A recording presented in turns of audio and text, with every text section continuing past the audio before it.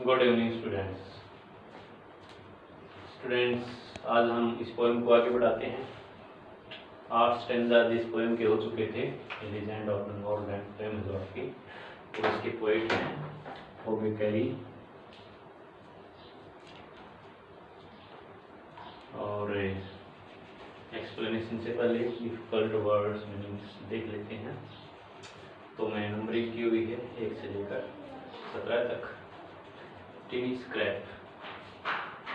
Scrap mean छोटा टुकड़ा, छोटा सा भाग। डफ होता है आटा। रोल होता है रोल करना। बेलना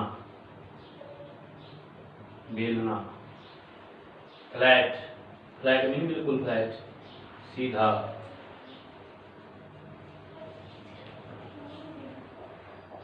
वेफर होता है बिल्कुल ब्रेड जैसा।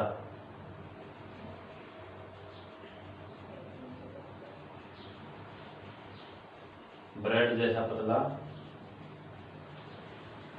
पार्ट विद का मतलब बांटना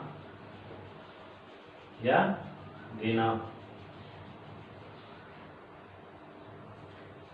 नंबर 7 पर शेल्फ मीन अलमारी।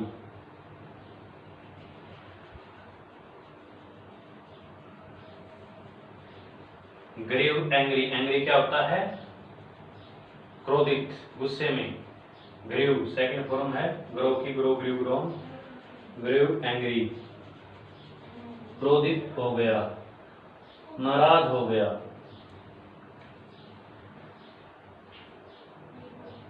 आगे क्या है? हंगरी मीन भूखा। फेंट 10 नंबर पे क्या है? फेंट का मतलब कमजोर। फेंट मीन कमजोर, वीक। श्योरली का मतलब निश्चित रूप से, पक्कम,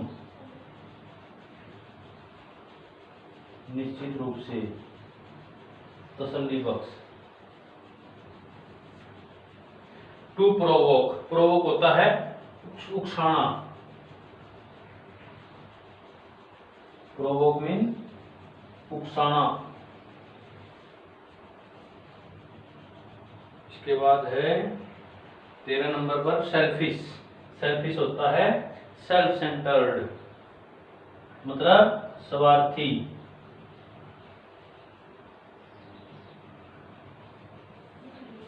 टू डवेल का क्या मीनिंग होता है? टू लिव, रहना, निवास करना। ह्यूमन फॉर्म होता है मनुष्य रूप।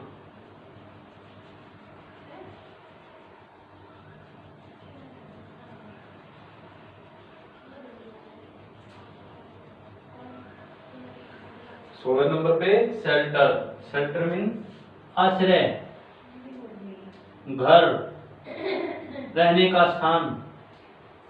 वार्म का मतलब गरम।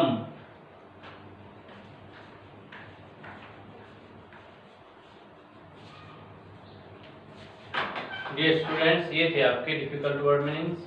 अब चलते हैं इसके एक्सप्लेनेशन की ओर। कहां तक की स्टोरी हो गई थी कि बूढ़ी महिला नाटेकद की एक वो केक बना रही थी चूल्हे पर, और एक संत पीटर नाम का संत आ जाता उसके दरवाजे पर। उससे वो एक केक मांगता है। वो सारा दिन का व्रत धारण किए हुए था, शाम को काफी भूखा हो गया था और कमजोर हो गया था। और वह कहती है कि आपके लिए मैं एक और बनाती हूँ। वह छोटा सा केक बनाती है। बनाने के बाद देखती है तो वह केक उसे बड़ा दिखाई देता है। फिर उसको वह देने से इनकार कर देती है। फिर दूसरा केक बनाती है, फिर वो बड़ा दिखाई देता है, देने से इनकार कर देती है। आगे की स्टोरी देखिए। Then she took a teeny scrap of duff.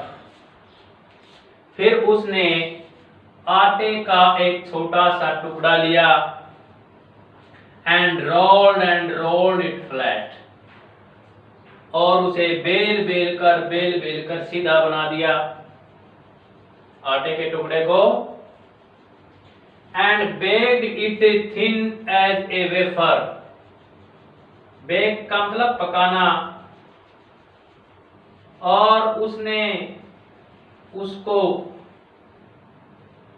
Bread के जितना पतला बना दिया और उसको पकाया। But she could not part with that, couldn't है ये, कुडंट को हम फुल फॉर्म में लिखेंगे could not, but she could not part with that, लेकिन वह उसको दे नहीं सकी। तो फिर उसको उसने देने से इनकार कर दिया, वह नहीं दे सकी केक उसको खाने के लिए। But she could not part with that, लेकिन वह उसको भी उसे नहीं दे सकी। For she said,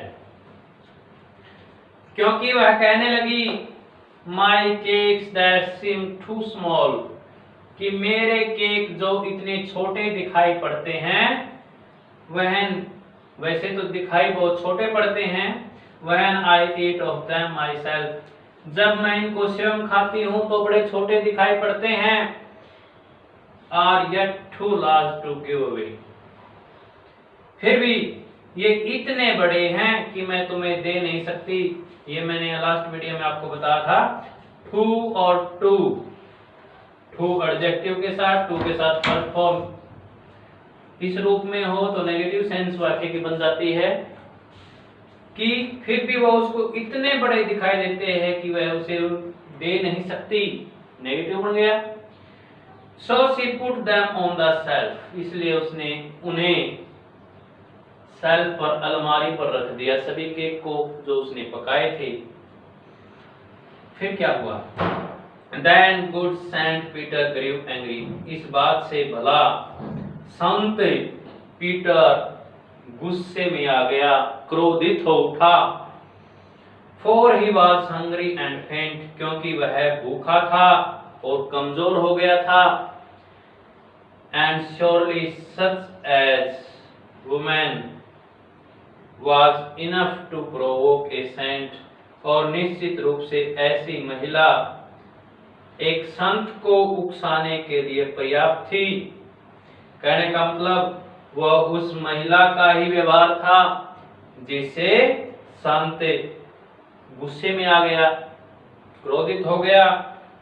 and she said, और वह कहने लगा, you are far too selfish, तुम तो इतनी स्वार्थी हो, तुम तो इतनी स्वार्थी हो, to dwell in a human form, कि तुम मनुष्य रूप में रह नहीं सकती। यहाँ फिर देखिए, टू के साथ एडजेक्टिव और टू के साथ फर्स्ट फॉर्म, फिर नेगेटिव सेंस बनेगी, बिल्कुल इस सेंटेंस की तरह।